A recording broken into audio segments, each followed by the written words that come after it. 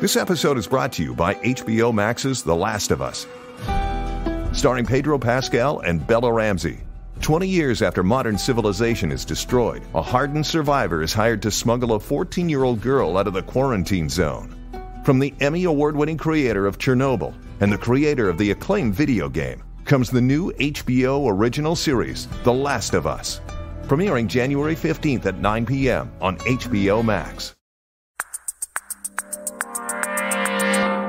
Today on CityCast Chicago, when we first met the host of Paseo Boricua, a podcast by, for, and about the Puerto Rican community, we were moved by his love and passion for Humboldt Park and Hermosa. So we knew Joshua Smizer de Leon had to show lead producer Carrie Shepherd around the neighborhoods Josh has called home his entire life. It's Thursday, December 29th. I'm Jacoby Cochran, and this is CityCast Chicago.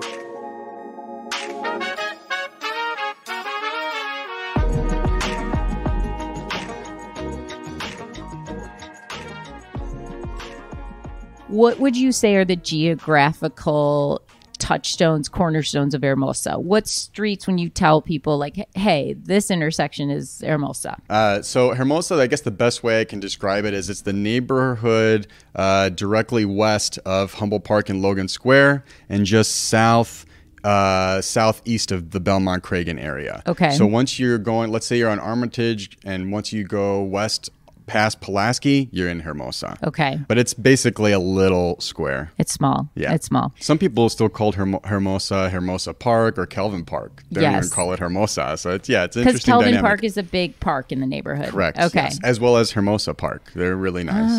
There's okay. Kelvin Park's also the name of a high school here in the community too. Explain where we are.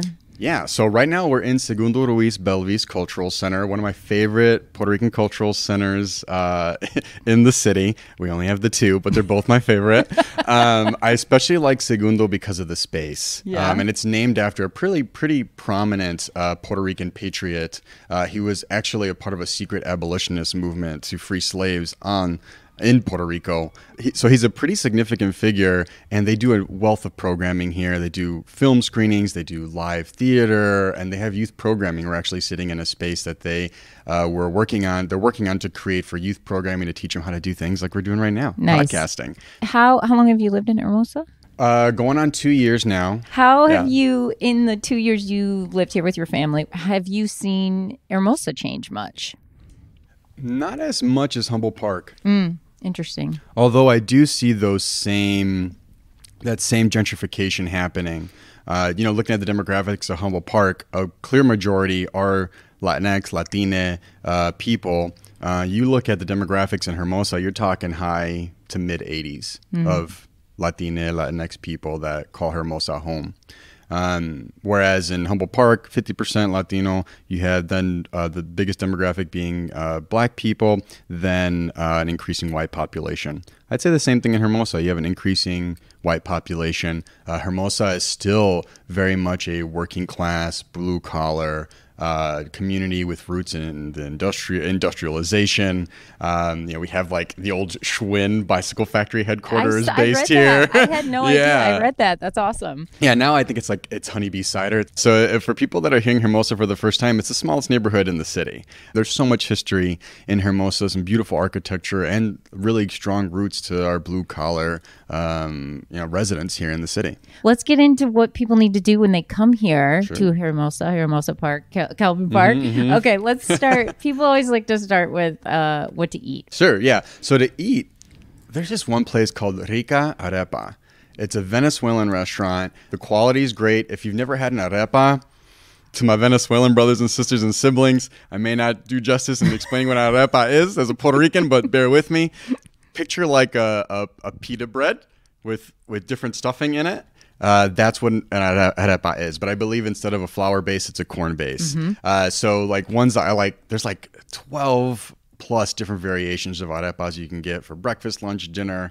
Those are out of this world, and you just get an arepa and that'll fill you up. Sometimes I have to split it in half because it's so much. And then they have other entrees, other desserts, great iced latte if anybody likes coffee. So Rica Arepa on Armitage, just before Costner, just east of Costner, highly recommend. And then another place, if you're looking for dessert or a cup of coffee, there is a Dominican coffee shop on the corner. I can't remember the side street, but this is also on Armitage. It's called Salty Sweet.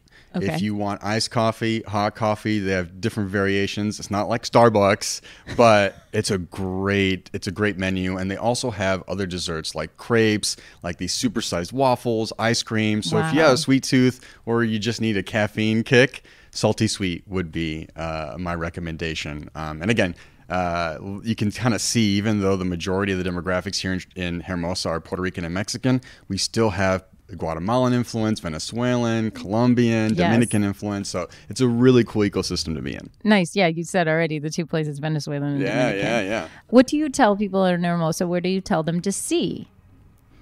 So a couple of things I tell people to see. I mean, obviously, Hermosa Park. I mean, if you're trying to get into any activities from volleyball, basketball, softball, it has a lot of great things. Okay. We have a bungalow. We're part of the Bungalow Belt. Awesome. And then in 2018, the Hermosa Bungalow Association was welcomed into the National Registry. So if you like history, if you like old Chicago house architecture like I do, that's a great space to be in to explore and see some of old Chicago classic bungalows. And of course, the Hermosa connection, Walt Disney was born here. Walt Disney's home was there, yeah. So it actually used to be a residential home, and an association picked it up and restored it back to what it looked like when Disney was living in it. Wow. And you can tour it. You can. So the pandemic slowed things down. They're still reassessing how they're going to do that. Got it. But they used to do a big celebration on his birthday, on Walt Disney's birthday. So I you had can go no and check it idea. out. Yeah. You can go take a look at it. So those are things. So the park, Walt Disney, the Bungalow Belt, those are all things I highly recommend people see. What do you tell people to do? This is what's hard about talking about neighborhoods in Chicago, because I'm going to make somebody upset. Because they're like, hey, you didn't mention me. Joshua, this is your tour, and we get all those other tours. We get everyone else. Everyone gets their neighborhoods. Yeah, this is your tour. All right, cool. Well, being in Hermosa, I mean, one thing I would highly recommend people do is visiting Segundo Ruiz Belvis Cultural Center. If you go on their social media, on their website, they have all types of activities, all types of community events. Nice. And they even do like stuff outside of the community too. Like they'll do community mural projects. They'll do excursions to Puerto Rico. It's a really, I mean, I can't emphasize enough how awesome it is. Yeah, and we're in it right now, and there's beautiful photographs on the wall. Like you told me before, they're building podcast studios here for teens, and it even extends a couple storefronts down, right? It does. Yeah. Nice. Nice. Yeah, they have a beautiful space here. Awesome. Yeah. Awesome. Is there another thing to do, or you want to hop over to Humboldt? Let's hop over to Humboldt Park. Let's do it. Let's do it. Yeah. Okay. Woo, we made it to 2023. But does anybody else feel like you kind of just crashed into the end of the year, and now it feels like the sky's the limit for new beginnings? So, you already know what I'm going to say, right? Now is the time to listen to How to Buy a Home podcast. Buying your first home is a cool New Year's resolution, but it takes a lot of work, and it's tough to know exactly where to start. So let host David Sidoni walk you through everything you need to know. Since 2005, he's helped plenty of listeners close on homes they thought were impossible, and he can even connect you to a realtor. Start planning today at howtobuyahome.com and make this the last year you rent. Find How to Buy a Home on YouTube and wherever you listen to podcasts. Humboldt Park is especially important to you, not just as a Puerto Rican, but you grew up there, right? Correct. Yeah, Okay. I grew up there, lived in a few homes there, a few apartments there, both with my family and with my wife. I'd say the home I lived in the longest as a young gun was across the street from Moose School, and just behind a restaurant that's no longer there anymore called Borinquen, which, funny enough, if anybody likes the jibarito sandwich, that was actually invented in Chicago by the owner of Borinquen. So needless to say, I ate a lot of jibaritos in my time. Right. But yeah, I grew up right in the neighborhood, not too far from the park itself. If you told somebody you got to eat, these are the two places you got to eat in Humboldt Park, where do you send them? I would recommend, if you're looking for a good drink, go to Esmeralda's Tiki Bar. It's on Paseo Boricua, between Western and California. Newish, right? Newish. Yeah. I want to say they opened just before the pandemic. Okay. So they've been there. They've withstood a lot. And I want to say the owners are Cuban. Great drinks, good ambiance, and what I love about it, even though it's Cuban owned, they still respect the imprint of the Puerto Rican culture there. So you see a lot of nods to Puerto Rican ancestry, That's imagery. Cool. They did a really good job being intentional with that space. That's cool. And then, so that's something to drink. That's something to drink. Something to eat. That's a good. I mean, that's a toughie because there's so many good places to eat there. Is there a place that you grew up going to that's still there? Yes. So one place I went to very frequently was Nelly's. It's right on the corner, practically on the corner of Western and Division. They have one of my favorite breakfast dishes. It's called avena, which is basically Spanish for oatmeal. And it's they call it avena de coco. So instead of using milk, they're using coconut milk. Ooh. And it is probably the best oatmeal I've ever had in my life. Oh my I gosh. have failed to recreate it. I don't know how many times, but they're very good. Okay. Yeah. Nelly's, of course, that's at the corner of Division. I think maybe Campbell. Is it Campbell? That sounds right. Yeah. Somewhere, one of those. Yeah.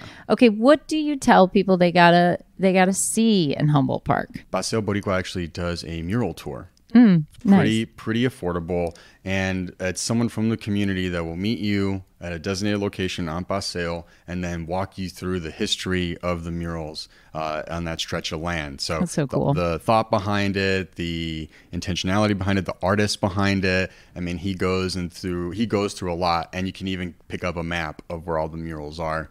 And then if you haven't seen the flags, definitely check out the flag. I mean, not every day you have the largest monument to a flag in the Right, world in right. your backyard.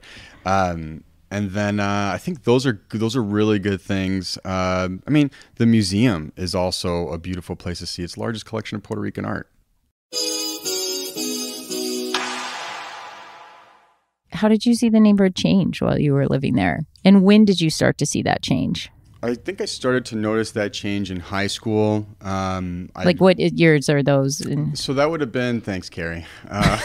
That would have been, I want to say 2004 to 2008. Okay. So Come on, you're still younger than me. I'm still young. I know. I just don't want to admit. So yeah, no, being there, it was interesting. I saw a lot of gang activity. Mm-hmm. I saw a lot of community organizing. I saw a lot of people just trying to keep the lights on. I saw a lot of good things. I saw a lot of bad things. When I started to notice there being a change was when houses start getting torn down and friends started getting pushed out of their apartments because they weren't going to be able to afford the doubling or tripling of their rent. Right. And I started to see people that didn't look like me walking around the street. I started to see, and that's my white brothers and sisters for anybody that needs the clarity. And you saw people who probably look like me. Yeah, some people that look like you, Carrie. Yeah. We were still a community, but I started to see those demographic shifts. And then as I grew older, I started to realize that those demographic shifts were the result of my people, my friends, my family getting edged out in favor of a demographic that's more affluent. Joshua, we talk about this with a lot of neighborhoods is how they change. And sadly, how they push people out. But there does feel in Humboldt as I will call myself out as a gentrifier.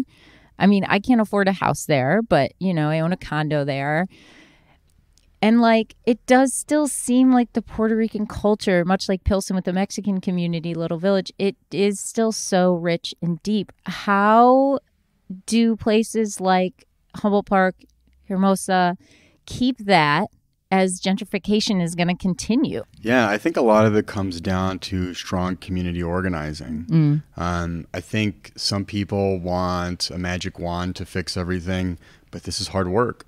Totally. I mean, if you're trying to advocate for affordable housing, if you're trying to advocate for, if you're trying to advocate for anti-gun violence policies, if you're trying to do a lot of stuff that can really make people feel comfortable, rooted in a community, you need to build a coalition with people. Puerto Ricans had systemically been removed and pushed out of one community after another in Chicago. And it wasn't until they started organizing with groups like the Puerto Rican Cultural Center, you had groups like the Young Lords, which started out as a street gang and then became this huge advocacy group, very much in the mold of the Black Panthers, all started doing that community work. And we see the fruits of that to this day.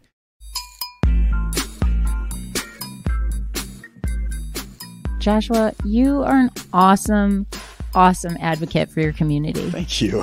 For the Puerto Rican community, for Humboldt Park, for Hermosa. And you are really demonstrating what you're saying. Like, you got to organize, you got to get, and that is the thing. We're a city of neighborhoods. You got to know your neighbors, and you got to make your neighborhood better. I mean, just building relationships in your community. Yes. Thanks, Joshua. Thank you, Carrie.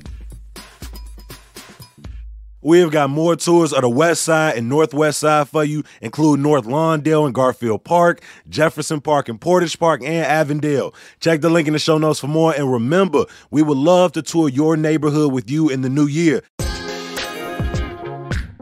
Send us a text or a voicemail at 773-780-0246. Leave your name, your neighborhood, and maybe a couple of your spots. Come on, don't gatekeep. When I pull up in your neighborhood, where do I need to stop?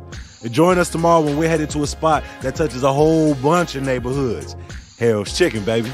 I'm going to talk to y'all tomorrow. Peace.